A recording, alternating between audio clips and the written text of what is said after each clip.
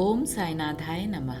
आज के fast track जीवन शैली में हमें हर चीज इंस्टेंट चाहिए। इंस्टेंट खाना, इंस्टेंट रिजल्ट और इंस्टेंट आशीर्वाद। और इन्हीं चक्करों में हम खुद को सांत्वना देने के लिए पूजा और पूजा के पद्धतियों को ताक पर रखकर जल्दी जल्दी पूजा को शॉर्टकट में निपटा देते हैं और सोचते हैं कि साईं बाबा तो इतने सरल व्यक्तित्व के सद्गुरु हैं, वो हमारी गलतियों को अनदेखा कर देंगे, कहीं हद तक बाबा हमें माफ भी कर दे। लेकिन हमारे छोटे छोटे और अज्ञानता भरी गलतियों की वजह से हम व्यर्थ ही नेगेटिव और नकारात्मक एनर्जीज को आमंत्रण देते हैं। क्या आप जानते हैं कि घर के मंदिर में दिया जलाकर माचिस की डिबिया और अधूरे जले हुए माचिस को मंदिर में रखना अशुभ माना जाता है। ऐसी कई गलतियां हम खुद ही करते हैं और हम भगवान पर दोष दे देते हैं कि हम कितनी भी पूजा पाठ कर लें, हमें जल्दी आशीर्वाद प्राप्त ही नहीं होता।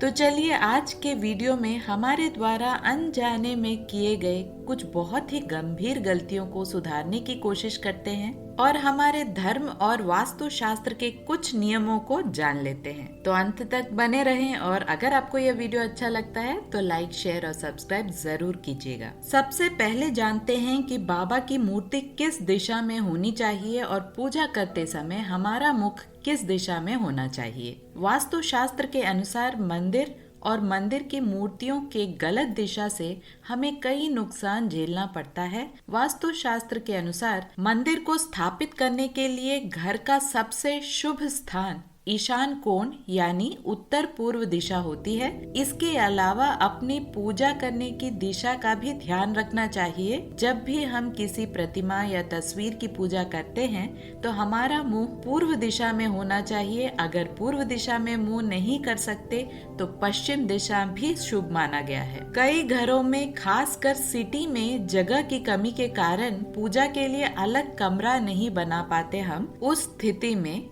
एक छोटी सी जगह भी भगवान को अर्पित की जा सकती है। बस ध्यान रखें कि मंदिर घर की दक्षिण या दक्षिण पश्चिम दिशा में नहीं होनी चाहिए। अब बात आती है भगवान का मुख किस दिशा में होना चाहिए। यहाँ सिर्फ इतना जान लीजिए कि देवता की मूर्ति या फोटो का मुख कभी भी दक्षिण दिशा की ओर न रखें। वास्तु शास्त्र के ज्ञानी यह मानते हैं कि इन छोटी छोटी चीजों का ध्यान रखने से आपके घर में सदैव सकारात्मक ऊर्जा का वास होता है और धन की भी कभी कमी नहीं होती। अब कुछ बहुत ही जरूरी नियम या टिप्स कह लीजिए जो वास्तु शास्त्र और हमारे धर्म ग्रंथों में बहुत ही जरूरी मानी गई हैं। मंदिर में मृत पूर्वजों की फोटो को कभी ना रखें। मंदिर में सदैव लाइट होनी चाहिए, कभी अंधेरा ना कीजिए। अगर भगवान के मंदिर के लिए आपके घर में अलग जगह नहीं है तो मंदिर को एक स्वच्छ कर्टन से ढक ले। मंदिर में मूर्तियां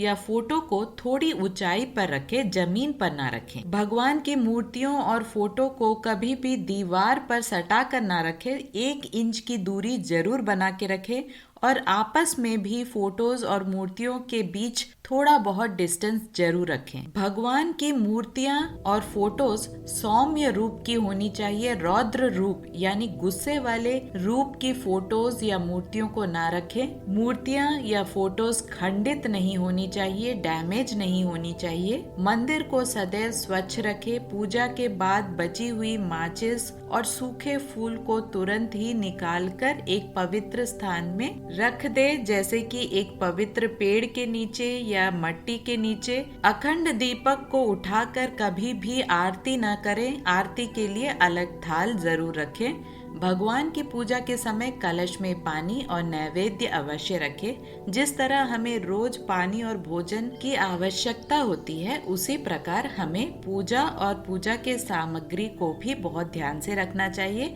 हमेशा कलश में पानी होना चाहिए और नैवेद्य को भी हमें अर्पण करना चाहिए। पूजा के दौरान कोशिश करें कि रोज आप भगवान के मंदिर में पूजा जरूर करें। अगर आप नैवेद्य रोज नहीं बना सकते, अगर आपके पास इतना वक्त नहीं है तो आप रेडीमेड स्वीट्स, फल, किशमिश, चीनी, इस तरह के पदार्थ भी रख सकते हैं। आप इसे सूखा स्टोर कर सकते हैं और इसे भगवान को भी अर्पित कर सकते हैं। साईं बाबा को किन चीजों का भोग हम लगा सकते हैं, इसके ऊपर एक वीडियो मैंने बनाया है। अगर आप उसे चेकआउट करना चाहते हैं तो ऊपर आई बटन में और डिस्क्रिप्शन बॉक्स में आपको लिंक मिल जाएगा। अपने सामर्थ्य के अनुसार आप बाबा को नैवेद्य जरूर अर्पण करें। आज के इस वीडियो में मैंने कुछ बेसिक रूल्स और रेगुलेशंस और थोड़े नियम बताए हैं जिससे कि हमारा जीवन और भी आसान हो जाए और हम भगवान को खुश कर पाए, ना कि नाराज करें। सबसे जरूरी बात जो हमेशा पूजा के समय हमें याद रखना चाहिए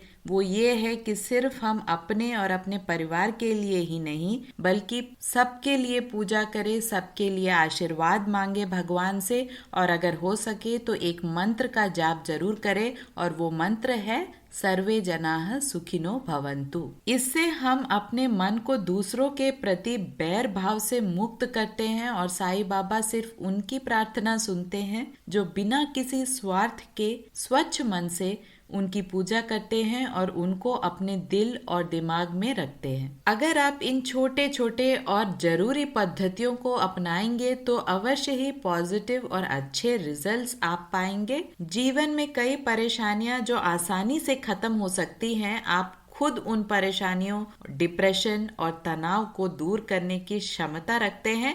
ये सारी चीजें हमारे ही हाथ में होती हैं। आशा करती हूँ कि आपको इन टिप्स से जरूर फायदा मिलेगा। अगर आपके मन में कोई भी सवाल या शंका है जो आप हमसे पूछना चाहते हैं तो कमेंट सेक्शन में जरूर लिखिएगा। ओम साईनाथाय नमः।